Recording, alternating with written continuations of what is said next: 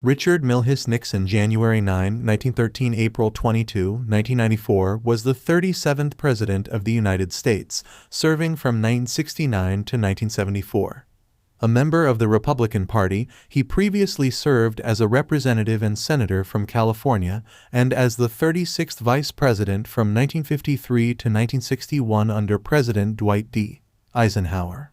His presidency saw the reduction of U.S. involvement in the Vietnam War, détente with the Soviet Union and China, the Apollo 11 moon landing, and the establishment of the Environmental Protection Agency and Occupational Safety and Health Administration. Nixon's second term ended early when he became the only U.S. president to resign from office as a result of the Watergate scandal. Nixon was born into a poor family of Quakers in a small town in Southern California. He graduated from Duke Law School in 1937, practiced law in California, and then moved with his wife Pat to Washington, D.C. in 1942 to work for the federal government. After active duty in the Naval Reserve during World War II, he was elected to the House of Representatives in 1946.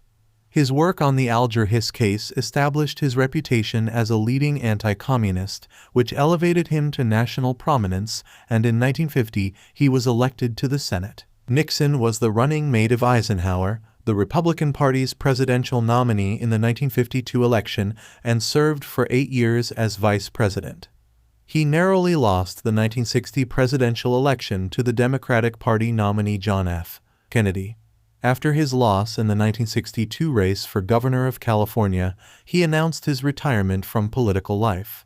However, in 1968, he made another run for the presidency and defeated the Democratic incumbent Vice President Hubert Humphrey. Nixon ended American involvement in Vietnam combat in 1973 and the military draft in the same year. His visit to China in 1972 eventually led to diplomatic relations between the two nations, and he also then concluded the anti-ballistic missile treaty with the Soviet Union. Domestically, Nixon pushed for the Controlled Substances Act and began the war on drugs. Nixon's first term took place at the height of the American environmental movement and enacted many progressive environmental policy shifts. His administration created the Environmental Protection Agency and passed legislation such as the Endangered Species Act and the Clean Air Acts. He implemented the ratified 26th Amendment, which lowered the voting age from 21 to 18 and enforced the desegregation of Southern schools. Under Nixon, relations with Native Americans improved, seeing an increase in self-determination for Native Americans, and his administration rescinded the termination policy. Nixon imposed wage and price controls for 90 days, began the war on cancer, and presided over the Apollo 11 moon landing, which signaled the end of the space race. He was re-elected in 1972, when he defeated Democratic candidate George McGovern in one of the largest landslide victories in American history. In his second term, Nixon ordered an airlift to resupply Israeli losses in the Yom Kippur War, a conflict which led to the oil crisis at home. From 1973, ongoing revelations from the Nixon administration's involvement in Watergate eroded his support in Congress and the country.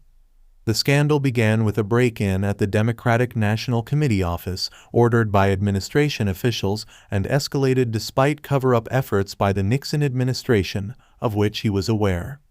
On August 9, 1974, facing almost certain impeachment and removal from office, Nixon resigned. Afterward, he was issued a controversial pardon by his successor, Gerald Ford. During nearly 20 years of retirement, Nixon wrote 10 books and undertook many foreign trips, rehabilitating his image into that of an elder statesman and leading expert on foreign affairs. On April 18, 1994, he suffered a debilitating stroke and died 4 days later. Evaluations of his presidency have proven complex, with some contemporaries often regarding Nixon as one of America's worst presidents. Others have proven less severe, contrasting his presidency's successes against the circumstances of his departure.